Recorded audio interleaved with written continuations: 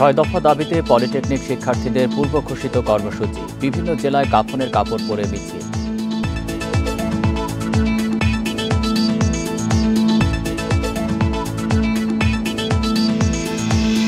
দুই দিনে উদ্ধার হয়নি চট্টগ্রাম বিশ্ববিদ্যালয়ের অপহৃত 5 শিক্ষার্থী, খাগড়াছড়িতে যৌথ বাহিনীর অভিযান।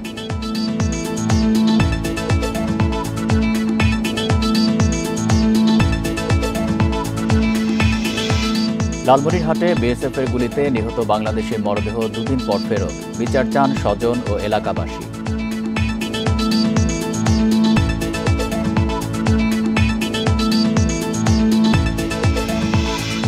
সড়ক দুর্ঘটনায় 4 জেলায় নিহত 10 জন। মুন্সিগঞ্জে ছাদ উড়ে যাওয়ার পরও 10 কিলোমিটার ছোটে যাত্রীবাহী বাস।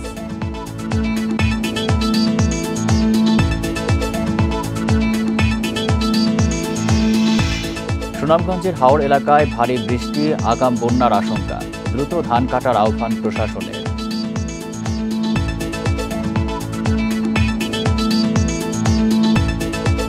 বান্ডেল থাকলে প্রতি সেনমানিতে টাকা বাঁচবে। বিকাশ সেনমানি বান্ডেল কিনে জিতুন প্রতি লেনদেনে। 6 দফা দাবিতে পূর্ব ঘোষিত কর্মসূচি অনুযায়ী দেশের বিভিন্ন জেলায় কাফনের কাপড় পরে বিক্ষোভ মিছিল করেছে পলিটেকনিক ইনস্টিটিউটের শিক্ষার্থীরা। দুপুরে জুমার নামাজ শেষে বগুড়া শহরের কলোনি এলাকায় পলিটেকনিক ইনস্টিটিউট ক্যাম্পাসের সামনে সমাবেশ ও বিক্ষোভ মিছিল করে শিক্ষক শিক্ষার্থীরা। একই দাবিতে রাজশাহী পলিটেকনিক ইনস্টিটিউটের সামনে 0 পয়েন্ট হয়ে বিক্ষোভ মিছিল নিয়ে বাটার মোড় এলাকায় অবস্থান করে শিক্ষার্থীরা। এ সময় অবৈধ পদোন্নতির রায় হাইকোর্টের মাধ্যমে বাতিলের দাবি জানান তারা। এর আগে সিলেট পলিটেকনিক ইনস্টিটিউটের শিক্ষার্থীরা ক্যাম্পাসের সামনে থেকে বিক্ষোভ মিছিল বের করে। এ সময় দাবি আদায় না হলে আন্দোলন চালিয়ে যাওয়ার হুঁশিয়ারি দেয় আন্দোলনরত শিক্ষার্থীরা। একই দাবিতে বিক্ষোভ মিছিল করেছে চট্টগ্রাম পলিটেকনিকের শিক্ষার্থীরা।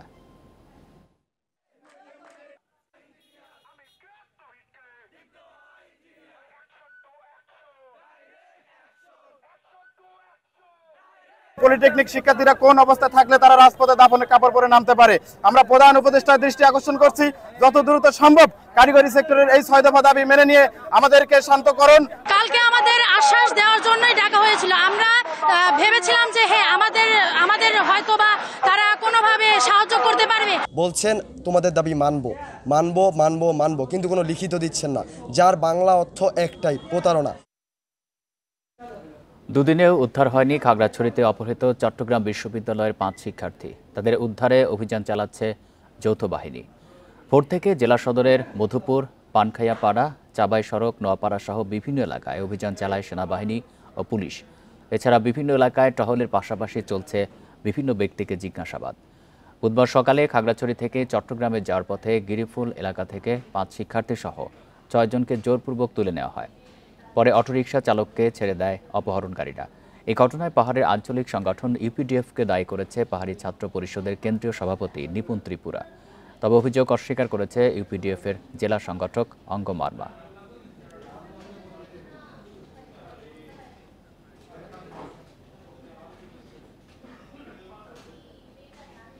লালমনিরহাটের হাতিবন্ধা সীমান্তে নিহত বাংলাদেশি হাসিবুল ইসলামের মরদেহ ফেরত দিয়েছে বিএসএফ।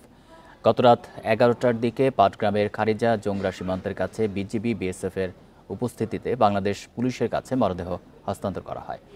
পরিবার ও এলাকাবাসীর দাবি, বাংলাদেশে অনুপ্রবেশ করে গুলি চালিয়েছে বিএসএফ। তবে এ নিয়ে কোনো মন্তব্য করেনি বিজিবি। দুদিন অপেক্ষার পর শুক্রবার মধ্যরাতে হাসিবুল ইসলামের মরদেহ পেয়েছেন তার স্বজনরা। পরে জানাজা শেষে রাত 2টার দিকে দাফন করা হয় তাকে। লালমনিরহাটের হাতিবান্ধা উপজেলার সিঙ্গিগাড়ি গ্রামের হাসিবুল ইসলাম ছিলেন পরিবারের বড় ছেলে। তাকে হারিয়ে দিশাহারা মা ও তার সদ্য বিবাহিত স্ত্রী। গরুর জন্য ঘাস কাটতে গিয়ে লাশ হয়ে ফিরতে হলো তাকে।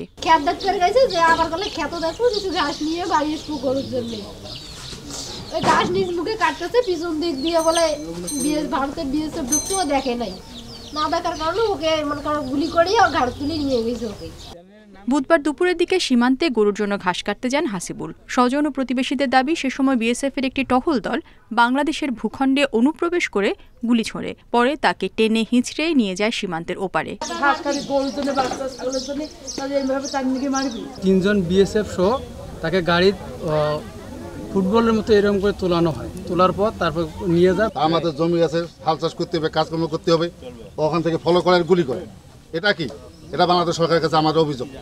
বুধবার বিকেলে কুচবিহার মেডিকেল কলেজে মারা যান হাসিবুল। 2 দফা পতাকা বৈঠকের পর ফেরত দেওয়া হয় মরদেহ। Independent news. কুড়িগ্রামে নানা আয়োজনে পালিত হয়েছে ঐতিহাসিক বড়াইবাড়ি দিবস।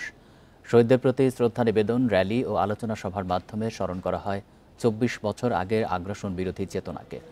2001 সালের এই দিনে ভারতীয় সীমান্তরক্ষী বাহিনী বিএসএফ সীমান্ত অতিক্রম করে কুড়িগ্রামের রৌমারীর বড়াইবাড়ি গ্রামে অতর্কিতভাবে প্রবেশ করে তাণ্ডব চালায়। বিএসএফের মর্টার শেল ও আগুনে বড়াইবাড়ি ছিটমহলে 179টি বাড়ি ধ্বংসস্তূপে পরিণত হয়। এক পর্যায়ে তৎকালীন বিডিআর সদস্যরা প্রতিরোধ গড়ে তোলে। সহায়তায় এগিয়ে আসেন স্থানীয়রাও। শেষ পর্যন্ত তৎকালীন বিডিআর ও গ্রামবাসীদের মিলিত প্রতিরোধে পিছু হটে বিএসএফ। এই ঘটনায় প্রাণ হারায় বিডিআরের 3 সদস্য। সেই প্রতিরোধে বিএসএফ তাদের 16 সদস্যের মরদেহ ফেলে পালিয়ে যেতে বাধ্য হয়। আমার স্বামীকে আপনারা রাষ্ট্রীয় মর্যাদা তাকেও এটা দাবি জানাইতেছি, তাকে ওইভাবে সম্মানটা দেওয়া যেন দেয়। এত বছর আমি আসছি, অনেকবার আসছি, এত বড় অনুষ্ঠান কখনো হয়নি। এই সরকার পরিবর্তন হওয়ার পর আমরা এখানে যে মর্যাদা পেলাম, যে সম্মান পেলাম, এটা আল্লাহর কাছে লাখো শুকরিয়া। সড়ক দুর্ঘটনায় 4 জেলায় প্রাণ গেছে 10 জনের। এর মধ্যে হবিগঞ্জে প্রাণ গেছে 4 ইটভাটা শ্রমিকের। ময়মনসিংহ, সিরাজগঞ্জে 2 জন করে মারা গেছেন দুর্ঘটনায়। চুয়াডাঙ্গায় বাস চাপায় নিহত ভ্যানের চালক যাত্রী। অন্যদিকে মুন্সিগঞ্জে কয়েক দফা সংঘর্ষের পর 10 কিলোমিটার ছুটেছে যাত্রীবাহী বাস। কারো প্রাণের পরোয়া করেনি চালক। শুক্রবার মধ্যরাতে পিকআপে চেপে কাজ শেষে ফিরছিলেন 17 ইটভাটা শ্রমিক। এ সময় উল্টো দিক থেকে আসা পণ্যবাহী ট্রাকের সঙ্গে হয় সংঘর্ষ। এতে ঘটনাস্থলে মৃত্যু হয় 4 পিকআপ আরোহীর। হয়নি বাড়ি ফেরা। বাড়ি যাওয়ার পথে অ্যাক্সিডেন্টে মারা গেছে। আমরা থানের যে জায়গার মধ্যে অ্যাক্সিডেন্ট হয়েছে, মানে যেটা তোমার আত্মীয়-স্বজন কোনো পাইতাছি না, কিছু পাইতাছি না, আমার 1.5 গ্রাম হইতো আমি পাইতাম ধরতাম। নিহত হাফিজুর রহিম, মুস্তাকিমা ও আয়েশার বাড়ি বানিয়াচঙ্গের নানা এলাকায়। পরে পরিবারের কাছে হস্তান্তরের জন্য তাদের মরদেহ নেওয়া হয় থানায়, আর আহতদের নেওয়া হয় হাসপাতালে। আশা কোম্পানির সামনে বাহননগর এলাকায় ট্রাক এবং পিকআপ মুখোমুখি হয়। মুখোমুখি হওয়ার পরে ঘটনাস্থলে 4 জন মারা যায়। বাসাবাড়ি মালামাল পরিবর্তন করার জন্য তারা বাড়িতে যাচ্ছিল, তাদের মালামাল লাগেজ নিয়ে যাচ্ছিলেন তাদের বানিয়াচঙ্গের দিকে। চুয়াডাঙ্গার 9 মাইল বাজারে একটি ব্যাটারি চালিত ভ্যানকে চাপা দিয়েছে বাস। এতে সেখানে মৃত্যু হয় ভ্যানের চালক ও এক আরোহীর। চালি ব্যবসা করেন চাষা যাচ্ছিল সরগঞ্জ বাজারে, যার পরে 9 মাইলই অ্যাক্সিডেন্ট হয়। সিরাজগঞ্জের নয়ানগাতিতে সিমেন্টবাহী ট্রাকের সঙ্গে সংঘর্ষ হয়েছে মাইক্রোবাসের। এতে প্রাণ গেছে মাইক্রোর চালক ও এক যাত্রীর, আহত বেশ কয়েকজন। এদিকে ঢাকা মাওয়া এক্সপ্রেসওয়েতে কাভার্ড ভ্যানকে ধাক্কার পর প্রাইভেট কারের সঙ্গে সংঘর্ষ হয় বরিশাল এক্সপ্রেসের। এতে বাসটির ছাদ উড়ে যাওয়ার পরও 10 কিলোমিটার চালিয়ে নিয়ে যান চালক। পরোয়া করেননি যাত্রীর প্রাণের। এই ঘটনায় 7টায় শুধু ভেঙে পড়েছে, এরকম খুব বড় ধরনের কোনো কেউ আহত বা নিহত হয় নাই। আমরা দ্রুত রেসপন্স করে এই কাজটা আমরা দ্রুত উদ্ধার করতে সক্ষম হয়েছি। পরে আহত 20 যাত্রীকে উদ্ধার করেন পুলিশ ও ফায়ার সার্ভিস। সহকারী সহ পালিয়ে গেছেন অভিযুক্ত চালক। তাপস সরকার, ইন্ডিপেন্ডেন্ট নিউজ। সুনামগঞ্জে বিস্তীর্ণ হাওরে এখন আধা পাকা ধান। দিন 10 পরেই লাগার কথা ধান কাটার ধুম। তবে এর মধ্যে তা ঘরে তোলায় দেখা দিয়েছে শঙ্কা। আবহাওয়া অফিস দিচ্ছে ভারী বৃষ্টির সতর্কবার্তা। এতে নিচু এলাকায় দেখা দিতে পারে বন্যা। তাই দ্রুত ধান কাটতে বলেছে প্রশাসনও। এই অবস্থায় আধা পাকা বোরো ধানই গলায় তুলছেন কৃষক। সুনামগঞ্জের হাওর জুড়ে এখন দেখা মিলছে আধা পাকা ধান। দিন 10 পরেই ধুম পড়বে ধান কাটার। এরই মধ্যে বিচ্ছিন্নভাবে 17,000 হেক্টরের ধান কাটা হয়েছে। তবে কৃষকেরা ধান কেটে ঘরে তুলতে কতটুক সময় পাবেন তা নিয়ে তৈরি হয়েছে দুশ্চিন্তা। আবহাওয়া অফিস জানিয়েছে 21 এপ্রিল পর্যন্ত দেশের উত্তর পূর্বাঞ্চলে স্বাভাবিকের তুলনায় বেশি বৃষ্টি হতে পারে। সব ধান বাঁচছে না, আউরের এই ঠেকার মাঝে 2 আনা ধান বাঁচছে, আর 12 আনা ধান রয়েছে খাঁচা। কৃষকেরা বলছেন সব জমির ধান পাকতে সময় লাগবে আরও 10 দিন। এ অবস্থায় বৃষ্টি বেশি হলে নষ্ট হবে ফসল। আরও 3 কার তোমার আরও 7-8 দিন সময় লাগবে। 7-8 দিন সময় হলে তোমার এই যে তুফান তাফান এই শিলাবৃষ্টি পরে, শিলাবৃষ্টির কারণে দানুন ক্ষতি হইতে পারে। পানি আইলে তো সমস্যা হইব। এখন খাসা ধান খাটতে হইব, মানে টেকাতে সাইডে না ধান পড়ব। পানি উন্নয়ন বোর্ডের কর্মকর্তারা বলছেন আগামী এক সপ্তাহ স্বাভাবিকের চেয়ে বেশি বৃষ্টিতে হাওরের নিচু এলাকার জমির ধান নষ্ট হতে পারে। স্বাভাবিকের চেয়ে অতিমাত্রা বৃষ্টিপাত হবে। বৃষ্টিপাত হলে হাওরের যে নিম্নাঞ্চল আছে নিম্নাঞ্চল প্লাবিত হতে পারে এবং এখানে ধানগুলো যেগুলো রয়েছে সেগুলো নিম্নাঞ্চল পরিস্থিতি তৈরি হতে পারে। কৃষকদের আতঙ্কিত না হয়ে পাকা ধান দ্রুত কেটে ফেলার পরামর্শ দিয়েছে জেলা প্রশাসন। হঠাৎ করে পানি বেড়ে যাচ্ছে, তারপরে যেন কাটার জন্য একটু উদ্যোগ নিতে পারে। আর আমাদেরও আপনারা জানাবেন যে এইরকম ঘটনা ঘটতেছে, যদি আমরা ঘুমায় থাকি তাহলে আমাদের ধাক্কা দিয়ে জাগাবেন যে এইরকম আছে, তৎক্ষণাৎ আমরা ব্যবস্থা আমাদের পক্ষে যা করার সম্ভব আমরা সেটা করব। চলতি বোরো মৌসুমে সুনামগঞ্জে ধান চাষ হয়েছে 2,23,502 হেক্টর জমিতে। উৎপাদন লক্ষ্যমাত্রা 13,96,080 মেট্রিক টন। Independent news. নির্বাচন নিয়ে সরকারের পক্ষ থেকে যে ডেডলাইন দেওয়া হয়েছে সে সময়ের মধ্যে সংস্কার ও মানবতা বিরোধীদের বিচার সম্পন্ন করে নির্বাচনের আয়োজনের আহ্বান জানিয়েছেন জামায়াতে ইসলামীর সেক্রেটারি জেনারেল অধ্যাপক মিয়া গোলাম পরোয়ার। সকালে কুমিল্লার লাকসাম পাইলট উচ্চ বিদ্যালয় মাঠে উপজেলা ও পৌরসভার কর্মী সভায় তিনি বলেন, নির্বাচন প্রক্রিয়া অবাধ, নিরপেক্ষ ও নিরাপদ করার জন্য প্রশাসনিক ও সাংবিধানিক ন্যূনতম সংস্কার শেষ করে হাসিনা এবং তার সহযোগীদের বিচার করতে হবে। এ সময় জামায়াতে ইসলামী নির্বাচনের জন্য প্রস্তুত রয়েছে বলেও জানান তিনি। তবে স্বৈরাচার সরকারের সময়ের মতো পাতানো নির্বাচনের চেষ্টা করা হলে জনগণ তা মেনে নেবে না বলে মন্তব্য তার। সরকার বলেছে 26শে জুন অথবা 25শে ডিসেম্বর। আপনি যে সময় পারেন নির্বাচন করেন, কিন্তু প্রোভাইডেড 14, 18, 24-এর মতো নির্বাচন হলে এই নির্বাচন বাংলার মানুষ হতে দেবে না।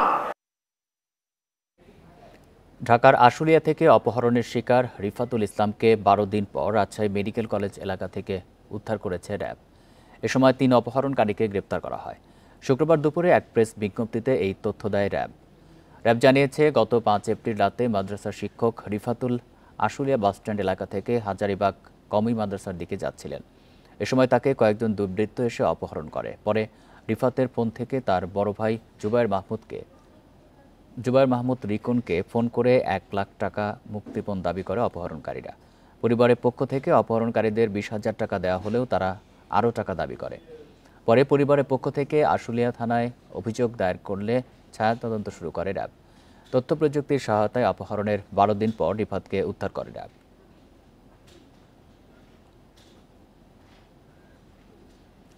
সাভারে বাসে তল্লাশি চালিয়ে দেশীয় অস্ত্রসহ ছিনতাইকারী সন্দেহে 3 জনকে আটক করেছে পুলিশ। গতরাতে ঢাকা আরিচা মহাসড়কের সাভারের ব্যাংক টাউনে মৌমিতা পরিবহনের বাসে তল্লাশি চালিয়ে তাদের আটক করা হয়। সাভার সার্কেলের অতিরিক্ত পুলিশ সুপার শাহিনুর কবির জানান, গত 3 মাসে ব্যাংক টাউন থেকে পুলিশ টাউন পর্যন্ত বাসে যাত্রীদের জিম্মি করে স্বর্ণালংকার, মোবাইল সহ মূল্যবান জিনিসপত্র ছিনতাই করে আসছিল কয়েকটি চক্র। এসব ঘটনা বন্ধে ব্যাংক টাউন এলাকায় চেকপোস্ট কার্যক্রম শুরু করে পুলিশ। এর অংশ হিসেবে বাসটিতে তল্লাশি চালানো হয়। সপ্তাহের ব্যবধানে পেঁয়াজ ও রসুনের দাম বেড়েছে বেশিরভাগ জেলায়। চালের বাজারও ঊর্ধ্বমুখী। এছাড়া দাম বাড়তে থাকায় স্বস্তি নেই সবজির বাজারেও। খুলনায় গত সপ্তাহে সর্বোচ্চ 90 টাকায় 1 কেজি রসুন মিললেও এ সপ্তাহে পৌঁছেছে 140 টাকায়। পেঁয়াজের দামও বেড়েছে কেজিতে 10 টাকা পর্যন্ত। রাজশাহীতে পেঁয়াজ কেজিতে 15 টাকা বেড়ে বিক্রি হচ্ছে 50 টাকায়। অন্যদিকে কাঁচামরিচ বিক্রি হচ্ছে 60 টাকা কেজি দরে। বরিশালে মিনিকেট চালের 25 কেজির বস্তায় বেড়েছে 100 থেকে 120 টাকা পর্যন্ত। অন্যান্য চালের ক্ষেত্রে বেড়েছে 40 থেকে 50 টাকা। অন্যদিকে পেঁয়াজের দাম 15 টাকা পর্যন্ত বেড়ে বিক্রি হচ্ছে 55 টাকায়। সমুদ্রে মাছ ধরা বন্ধ থাকায় চট্টগ্রামের সব ধরনের মাছের দাম কিছুটা বেড়েছে। সিলেটে বেশিরভাগ সবজির দাম কেজিতে 10 থেকে 15 টাকা পর্যন্ত বেড়েছে। গত সপ্তাহে 50 থেকে 55 টাকায় কাঁচামরিচের কেজি বিক্রি হলেও আজ দর উঠেছে 70 টাকা পর্যন্ত। কিছুটা বেড়েছে মাংসের দামও। আমরা রমজান মাসে যেভাবে জিনিসপত্রের দাম পেয়েছি তার চেয়ে এখন বর্তমানে দেখতে পাচ্ছি কি একটু ঊর্ধ্বগতি। যদি সিন্ডিকেট না ভাঙতে পারেন তো দেশের এই অবস্থা রয়ে যাবে। ঈদের আগে একটু কম ছিল, এখন আবার বাড়তি। মাল মনে করেন চাহিদা বেশি, মাল কম, সেই জন্য মালের দাম বেশি। ঢাকার বাজারে 80 টাকার নিচে কোনো সবজি নেই। কাকরোল 150, ধুন্দলের জন্য গুনতে হচ্ছে 120 টাকা। কেজিতে 20 টাকা বেড়ে পেঁয়াজের দাম 60-এর উপরে। মজুদ পর্যাপ্ত থাকার পরও মিনিকেটের কেজি 90 আর মোটা চালের জন্য গুনতে হচ্ছে 60 টাকার বেশি। তবে বোতলজাত সয়াবিন তেল মিলছে সরকার নির্ধারিত 189 টাকা লিটারেই। শাকসবজির কোনো কমতি নেই রাজধানীর বাজারে, তবে দামে নেই স্বস্তি।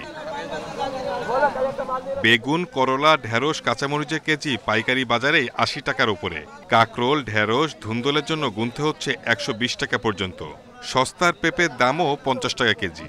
স্যালারি এরকম বাড়ে না প্রতি মাসে, যেভাবে বাজার ঘাটে যেভাবে দরদাম হচ্ছে বাড়ছে, আসলে কমতেছে না, বাড়তেইছে। সরকারের দুই ব্যবস্থা নিতে তো আমরাও ভালো হইতো, জনগণের ভালো হইতো, গরিব দুঃখী বাঁচত। পেঁয়াজের ঝাঁজও মাত্রাহীন, কেজিতে 20 টাকা বেড়ে দাঁড়িয়েছে 60 টাকায়। তবে এ প্রশ্নে কোনো সদুত্তর নেই বিক্রেতার কাছে। কাঠি পেঁয়াজ উঠে গেছে, এখন আলি পেঁয়াজ আইছে, এটা রাখি পেঁয়াজ, এটা একটু দাম বেশি বাজারে। সবচেয়ে বেশি ভোগাচ্ছে চাল, সরবরাহের ঘাটতি নেই, তারপরও মিনিকেটের কেজি 90 আর মোটা চাল ছাড়িয়েছে 60 টাকার ঘরে। কর্পোরেট কোম্পানিগুলি ছিল না, বাজারটা কম ছিল। কর্পোরেট কোম্পানি বাজার আসার পর থেকে চালের দাম দিন দিন বাড়ছে, কোনো কমে নেই। যদি 90 টাকা কেজি চালের কেজি হয়, তাহলে আমি নিজে থেকে মনে করি যে পোলাও চাল কিনে খাওয়া ভালো। সত্যিকারের তো পোলাও চালই তো মনে করেন 90 টাকা 100 টাকা কেজি বিক্রি করে। বোতলজাত সয়াবিন তেল 189 টাকা লিটার, আর গত সপ্তাহের তুলনায় কিছুটা কম মুরগির দাম। ব্রয়লার 160 আর সোনালির কেজি 220 টাকা। Shahid Ahmed, Independent News, Dhaka. লক্ষ্মীপুর, নোয়াখালী সহ কয়েক জেলায় ঝোড়ো হাওয়া ও বৃষ্টি হয়েছে। কোথাও কোথাও সড়কে পানি জমে তৈরি হয় ভোগান্তি। লক্ষ্মীপুরে দুপুরের দিকে বিভিন্ন স্থানে কালবৈশাখী ঝড় বয়ে যায়, সাথে ছিল মাঝারি থেকে ভারী বৃষ্টি। তীব্র তাপদাহের মধ্যে বৃষ্টিতে স্বস্তি দেখা দেয় সাধারণ মানুষের মধ্যে। তবে পৌর এলাকায় অনেক জায়গায় পানি জমে ছিল ভোগান্তিও। এদিকে আগাম বোরো, পাকা ধান ও সয়াবিনের ক্ষেত্রে পানি জমে ফসল নষ্টের শঙ্কায় কৃষক। নোয়াখালীতেও দুপুরের পর ঝোড়ো হাওয়া ও বৃষ্টি হয়েছে। গত কয়েকদিনের তীব্র তাপদাহের পর বৃষ্টি জনজীবনে স্বস্তি আনলেও পাকা বোরো ধান ও সূর্যমুখীর আবাদ নিয়ে দুশ্চিন্তায় কৃষক। মেহেরপুরে সকাল 10:30টার দিকে থেকে গুড়ি গুড়ি বৃষ্টি হয়। হঠাৎ বৃষ্টিতে ভোগান্তিতে পড়েন পথে বের হওয়া মানুষ।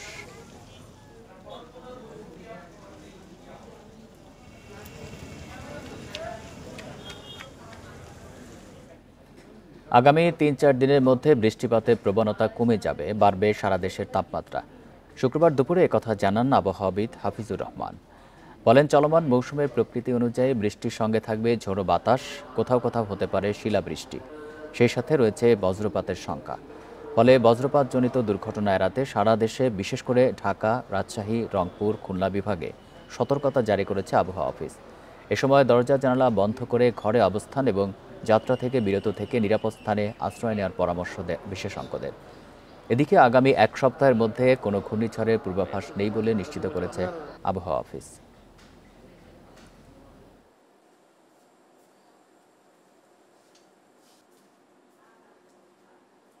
বৃষ্টিটা আগামী আরও 3 থেকে 4 দিন থাকবে, কম বেশি বৃষ্টিপাত থাকবে। এরপরে কিন্তু বৃষ্টিপাতের প্রবণতাটা আস্তে আস্তে কমে আসবে। আর এখনকার বৃষ্টি মানে শুধু বৃষ্টি না, কিন্তু বৃষ্টির সঙ্গে আপনার দমকা ঝড়ো বাতাস থাকবে, যেটাকে আমাদের আঞ্চলিক ভাষা আমরা কালবৈশাখী ঝড় বলছি। এর সঙ্গে থাকবে বিক্ষিপ্ত বা শিলাবৃষ্টি থাকবে, লাইটনিং থাকবে।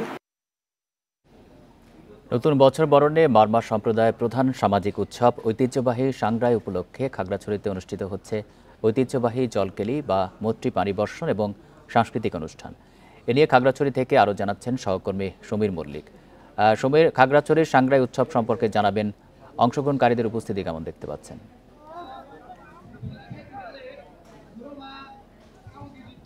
দেখুন, মারমাদের সবচেয়ে বড় যে সামাজিক উৎসব নতুন বছর বরণকে কেন্দ্র করে কিন্তু প্রায় গত 2 সপ্তাহ ধরে খাগড়াছড়িতে বেশ কিছু খুবই কালারফুল আয়োজন একটি হচ্ছে। এর মধ্যে অন্যতম হচ্ছে তাদের যে ওয়াটার ফেস্টিভ্যাল, অর্থাৎ যে তাদের মৈত্রী জল বর্ষণ বা জলকেলি, সেটি কিন্তু আজ অনুষ্ঠিত হচ্ছে মারমা ঐক্য পরিষদের উদ্যোগে। খাগড়াছড়ি জেলা সদরের যে আপার প্যারাচলা রয়েছে, সেখানে কিন্তু মারমা তরুণ তরুণীরা তারা একে অপরকে পানি ছিটিয়ে তাদের যে পুরনো দিনের দুঃখ গ্লানি সেটি মুছে নতুন বছরকে তারা বরণ করে নিচ্ছে। আপনি দেখছেন সরাসরি এখানে কিন্তু মারমা যারা তরুণ তরুণী রয়েছে তারা কিন্তু একে অপরকে পানি ছিটিয়ে তাদের যে ওয়াটার ফেস্টিভ্যাল, অর্থাৎ রি আকাজা বা মৈত্রী পানি বর্ষণ সেটি কিন্তু কিছুক্ষণ আগে এখানে মারমা ঐক্য পরিষদের যিনি সভাপতি প্রতিষ্ঠাতা মাস্তাতয় মারমা তিনি উদ্বোধন করেছেন।